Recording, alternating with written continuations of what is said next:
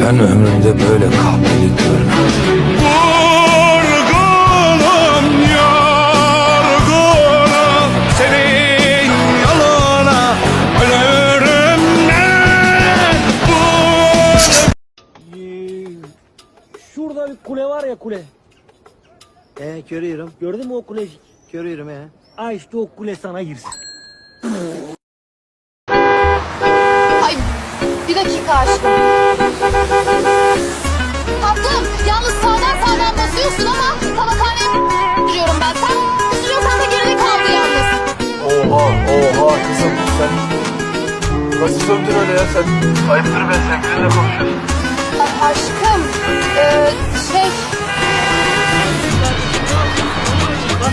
Aşkım bir dakika ya, bir tane daha. Geri zekalı. Ya bir ya. Beni sanıyorsun. Kimin ya?